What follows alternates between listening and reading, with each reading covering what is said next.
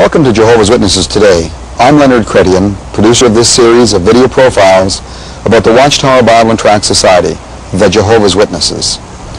This series is designed to inform and update you on what is happening within this controversial sect today.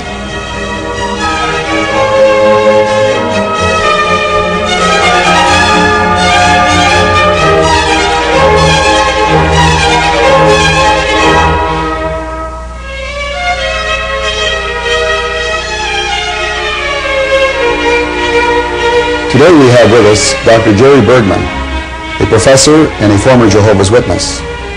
Jerry is going to share with us his experiences as both a overseer, pioneer within the Jehovah's Witness organization, and also as an individual that worked in various mental health clinics.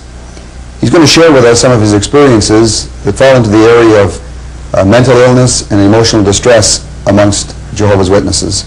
These are first-hand experiences, of course, that Jerry has gained over the years, and he's not only going to tell us about some of the effects that the witness experience has had on individuals, but he's also going to share with us some things, some information that can help us in dealing with these persons that have become victims, really, in many respects.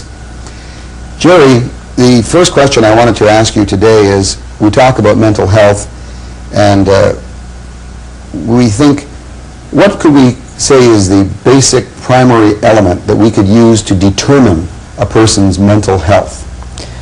Well, probably the basic definition of mental health is, are you happy, and are you able to adjust and deal with the various problems that one encounters in life? Can you deal with the traumas that all of us experience?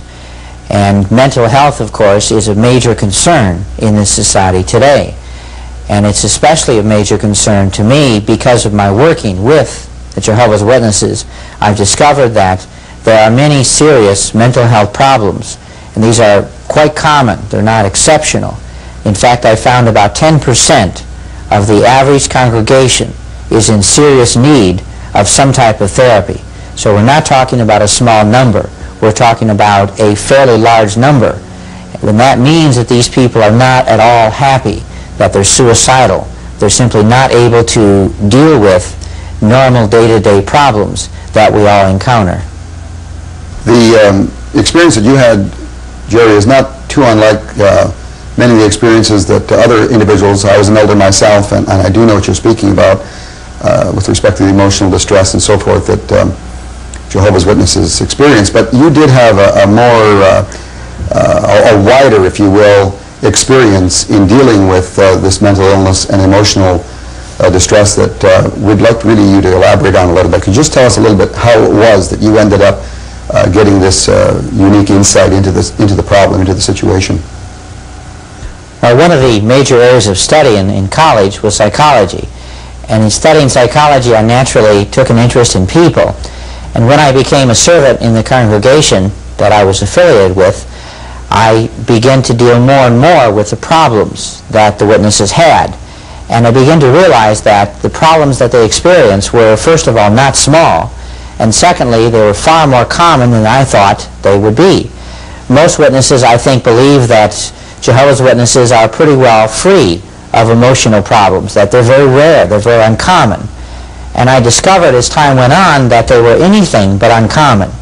And later on, I began to work for various mental health clinics. I also taught psychology at the college level. I was an associate professor of psychology at a college, and this exposed me to the problems. I also have done quite a bit of research on the problems of mental illness among the witnesses, and I found that other researchers found the same thing I did, namely that these problems were very serious and very common. And my experience, I think, caused me to try to show concern, to try to deal with this problem. And I dealt with it at first by trying to help individual witnesses who I perceived needed help. And of course, my work with a clinic, they came to me and they sought out help. So in my employment at the clinic, then I was assigned to deal with those Jehovah's Witnesses that came to the clinic. Also in my work in the congregation, I was in essence assigned to try to help those individuals who experience these problems, because the other servants in the congregation realized I had this background and so they naturally assigned me or had asked me to intervene in the cases where they felt they couldn't adequately deal with. Jerry, we realize that you had these experiences, of course, and obviously had considerable empathy for the Jehovah's Witnesses that were in your congregation as you worked with them. How was it, though, that you got involved with them in the sort of mental health clinic level? Could you tell us about that, please? Well, I was employed for these various mental health clinics, both in a research capacity and both as a therapist. And so my job, my livelihood, was essentially doing therapy. And in this role, I was able to work with many witnesses. And of course, I had a special interest in working with witnesses. And the director of the clinic knew this, and he assigned to me clients that had a witness background. We had an intake system where they were evaluated, and then after the evaluation occurred, we then assigned them to the therapist that we felt they were best suited to work with. And thus, in my employment role, I worked in this capacity.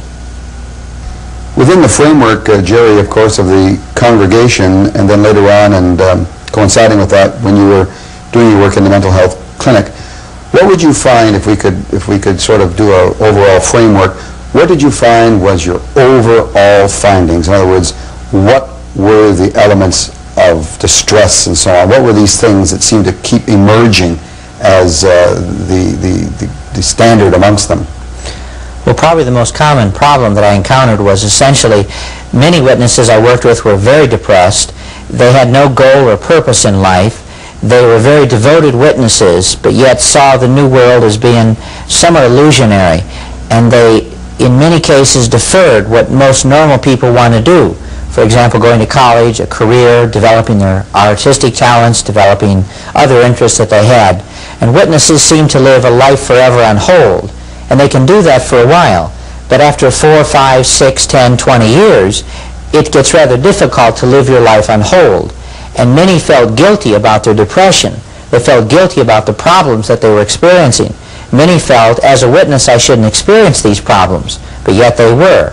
And aside from this, I think a lot had a great deal of guilt about desires they had. I had one client that told me that she was very guilty because she liked to listen to classical music, and she felt this was wrong because she realized that much of this music was composed for the church, for use in the church.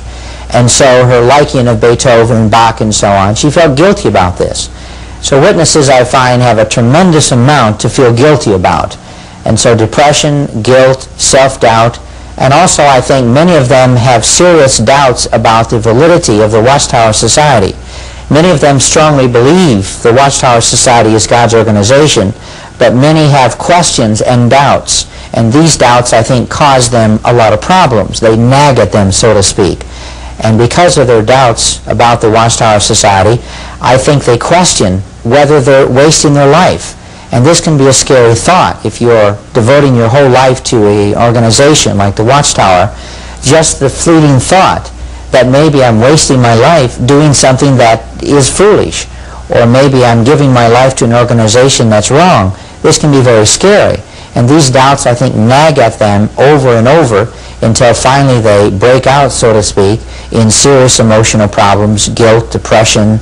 I had a lot of obsessive-compulsive people I worked with, which I think stems from the guilt trip that the Watchtower organization puts on people. As an elder, Jerry, I recall myself over the years many times handling some pretty odd cases and so forth. But you know, it always seemed that the advice that the society gave us was that the problem wasn't within the person so much in terms of these external things we're speaking about, but it was probably a spiritual problem, that they weren't studying enough, that they needed to study more. And the study usually revolved around some society publication and not really the Bible, as it were. I have caught, however, in recent Watchtower publications a slightly different tone. I'm starting to read articles that indicate to me that the society is beginning to face and understand that, yes, indeed, there are emotional problems among